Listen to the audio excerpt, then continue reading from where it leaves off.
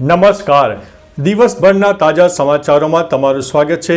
તમારી સાથે હું છું પિનલગીરી ગોસ્વામી. સમાચારો વિસ્તારથી જાણીએ એ પહેલા મહત્વના સમાચારો ઉપર એક નજર.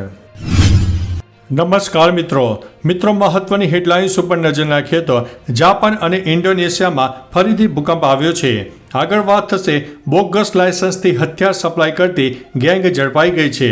આગળ વાત થશે અમેરિકામાં ગોળીબાર, 3ના થયા છે મોત, અનેક લોકો થયા છે ઘાયલ. આગળ વાત થશે રાજકોટ બન્યું છે સૌથી હોટેસ્ટ શહેર, હજુ પણ ગરમી પડશે. ગુજરાતમાં ગરમીનો કહેર, તાપમાન 44 ડિગ્રીને પાર પહોંચી ગયું છે. આગળ વાત થશે અમેરિકાને દરરોજ 17.2 હજાર કરોડની કમાણી થઈ રહી છે. ત્યારે વાત થશે ભાજપ મહારાષ્ટ્ર અને હરિયાણાની ચૂંટણી ફ્રોડથી જીત્યું છે. ત્યારે વાત થશે વડોદરામાં બિહાર નીકળવું જોખમી, ત્યારે વધુ એક અકસ્માત સામે આવ્યો છે. આગળ વાત થશે ગેસના ભાવ વધારા સામે આપ પાર્ટીનો વિરોધ પ્રદર્શન જોવા મળ્યું છે. આગળ વાત થશે હવે આધાર કાર્ડની જરૂર નહીં પડે, સરકાર નવી એક એપ્લિકેશન લોન્ચ કરવાની ગણતરી કરી રહ્યું છે, તેનું ટેસ્ટિંગ પણ ચાલી રહ્યું છે. ત્યારે વાત થશે વધુ એક સ્ટારના છૂટાછેડા સામે આવ્યા છે. આગળ વાત થશે આપની વિસાવદર પેટા ચૂંટણીઓ માટેની તૈયારીઓ શરૂ. ત્યારે વાત થશે જયા બચ્ચનની કુલ સંપત્તિ કેટલી છે, જાણી લો આ વિડીયોમાં. હવે મિત્રો સમાચારો વિસ્તારથી. મીડિયાના રિપોર્ટ અનુસાર જયા બચ્ચન અને તેમના પતિ અને અભિનેતા અમિતાભ બચ્ચનની સંયુક્ત સંપત્તિ 1500 કરોડ રૂપિયા છે. વર્ષ 2022-23માં જયાએ તેમની કુલ સંપત્તિ 1.63 કરોડ રૂપિયા જાહેર કરી હતી. અમિતાભ બચ્ચનની કુલ સંપત્તિ તે જ વર્ષે 273 કરોડ રૂપિયા હતી.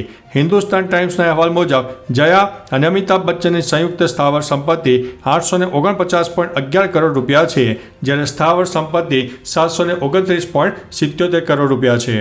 મિત્રો, અન્ય મહત્વના સમાચારની વાત કરીએ તો આપની વિસાવદર પેટા ચૂંટણી માટે તૈયારી. આગામી સમયમાં વિસાવદર વિધાનસભા પેટા ચૂંટણીને લઈને આમ આદમી પાર્ટીએ ઉમેદવારની જાહેરાત કરી છે. આ સંદર્ભે ગાંધીનગરમાં મહત્વપૂર્ણ બેઠક યોજાઈ હતી. 13 એપ્રિલે વિસાવદરમાં મોટું કાર્યકર્તા સંમેલનનું એલાન કરવામાં આવ્યું છે. ગુજરાત પ્રદેશ પ્રભારી ગોપાલ રાય, પ્રદેશ પ્રમુખ ઈસુદાન ગઢવી અને મધ્ય ઝોન કાર્યકારી પ્રમુખ ડોક્ટર જ્વેલબેન વસારાની ઉપસ્થિતિમાં મધ્ય ઝોનની મીટિંગ યોજાઈ હતી. મિત્રો, અન્ય મહત્વના સમાચારની વાત કરીએ તો વધુ એક સ્ટારના છૂટાછેડા થયા. ભારતની સ્ટાર બોક્સર મેરી કોમના છૂટાછેડાના સમાચાર ઝડપથી વાયરલ થયા છે. મીડિયાના રિપોર્ટ અનુસાર મેરી કોમ તેના પતિ કરુંગ એનાલરથી અલગ રહે છે. મેરી કોમ 20 વર્ષના લગ્ન જીવન પછી પતિને છૂટાછેડા આપી શકે છે, એવો પણ દાવો કરાઈ રહ્યો છે કે મેરી કોમનું અન્ય એક મહિલા બોક્સરના પતિ સાથે અફેર ચાલી રહ્યું છે. જો કે મેરી કોમ કે એનાલર બંનેમાંથી કોઈએ હજુ સુધી આ અહેવાલો પર પ્રતિક્રિયા આપી નથી. મિત્રો, અન્ય મહત્વના સમાચારની વાત કરીએ તો હવે આધાર કાર્ડની જરૂર નહીં પડે. UIDAIએ આધાર કાર્ડની નવી એપ્લિકેશન ટેસ્ટિંગ ફેઝમાં લોન્ચ કરી છે. જો આ ટેસ્ટ સફળ થશે તો ટૂંક સમયમાં તમારે આધાર કાર્ડની ફિઝિકલ કે ફોટોકોપી સાથે રાખવાની જરૂર નહીં રહે. સરકારની આ નવી પહેલ હેઠળ હવે આધારની ઓળખ QR કોડ અને ફેસ ID દ્વારા કરી શકાશે. આનાથી સુરક્ષા તો મજબૂત થશે, પણ તેનો ઉપયોગ પણ સરળ બનશે. નવો આધાર સંપૂર્ણપણે ડિજિટલ હશે અને ફક્ત તમારી પરવાનગીથી જ શેર કરી શકાશે. મિત્રો, અન્ય મહત્વના સમાચારની વાત કરીએ તો ગેસના ભાવ વધારા સામે આપ પાર્ટીનો વિરોધ. દેશમાં ગેસના ભાવ વધારા સામે લોકોમાં રોષ છે. આ મામલે રાજકોટમાં આમ આદમી પાર્ટીના કાર્યકર્તાએ વિરોધ નોંધાવ્યો હતો. ગેસના બાટલાના પોસ્ટરો સાથે આમ આદમીના પાર્ટીના કાર્યકર્તાઓ કલેક્ટર કચેરીએ પહોંચ્યા હતા અને ભાજપ સરકાર વિરુદ્ધ સૂત્રોચ્ચાર કર્યા. ગેસનો ભાવ વધારો પરત ખેંચવાના બેનરોમાં ભાજપના કમર નિશાનને ઉલટું બતાવવામાં આવ્યું હતું. કેન્દ્ર સરકાર ભાવ વધારો પરત ખેંચે તેવી પણ માંગ કરવામાં આવી છે. મિત્રો, અન્ય મહત્વના સમાચારની વાત કરીએ તો વડોદરામાં બહાર નીકળવું પણ જોખમ થઈ ગયું છે. વધુ એક અકસ્માત સામે આવ્યો છે. સંસ્કારી નગરી વડોદરાના લોકોને હવે ઘરની બહાર નીકળવું જોખમી લાગી રહ્યું છે. વડોદરામાં સતત અકસ્માતો બની રહ્યા છે. મોડી રાતે પૂરપાટ ઝડપે આવતી કારે રોડની બાજુમાં પાર્ક કરેલી કારને ટક્કર મારી. ત્યારબાદ કાર ડિવાઈડર સાથે અથડાઈને પલટી ખાઈ ગઈ. સદનસીબે કોઈને ઈજા થઈ નથી. લોકોનું કહેવું છે કે ચાલક નશામાં હતો. કાર ચાલકની પત્નીએ કહ્યું છે કે નશામાં હતો તો શું થયું, કોઈને કશું તો થયું નથી. મિત્રો, અન્ય મહત્વના સમાચારની વાત કરીએ તો ભાજપ મહારાષ્ટ્ર અને હરિયાણાની ચૂંટણી ફ્રોડથી જીત્યો છે. અમદાવાદમાં ચાલી રહેલા કોંગ્રેસ અધિવેશનના બીજા દિવસે ખડગેએ કહ્યું છે કે મોદીજી કોંગ્રેસને ગાળો આપવા સિવાય કોઈ વાત નથી કરતા. દુનિયાના વિકસિત દેશો બેલેટ પેપરથી ચૂંટણી કરાવે છે અને આપણે ઈવીએમથી કરીએ છીએ. એક દિવસ દેશના યુવાનો જાગશે અને કહેશે કે બેલેટ પેપર હોવા જોઈએ, ઈવીએમ નહીં. ભાજપ મહારાષ્ટ્ર અને હરિયાણાની ચૂંટણી ફ્રોડથી જીત્યું છે. મિત્રો, અન્ય મહત્વના સમાચારની વાત કરીએ તો અમેરિકાને દરરોજ 17.2 હજાર કરોડની કમાણી. ટ્રમ્પે મંગળવારે વ્હાઇટ હાઉસમાં કહ્યું છે કે ટેરિફની ટીકા કરનાર વ્યક્તિ ઠગ અને છેતરપિંડી કરનાર છે. જ્યારે અમેરિકાએ 90,000 ફેક્ટરીઓ ગુમાવી ત્યારે તેઓએ નહોતું વિચાર્યું. ટ્રમ્પે કહ્યું કે અમે ટેરિફથી ઘણું કમાઈ રહ્યા છીએ. ટેરિફ વધારાને કારણે અમેરિકાને દરરોજ $2 અબજ એટલે કે 17.2 હજાર કરોડ રૂપિયાથી વધારે મળી રહ્યા છે.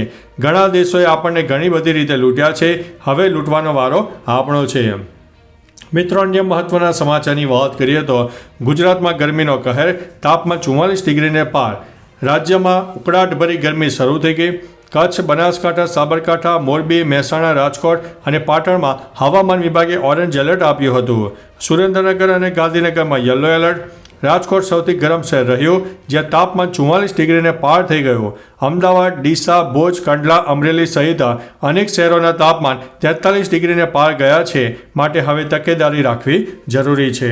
મિત્રો, અન્ય મહત્વના સમાચારની વાત કરીએ તો રાજકોટ બન્યું છે સૌથી હોટેસ્ટ શહેર. ગુજરાતમાં હાલ અંગ દજાડતી ગરમી પડી રહી છે. તાપમાં લોકો બરાબરના શેકાઈ રહ્યા છે.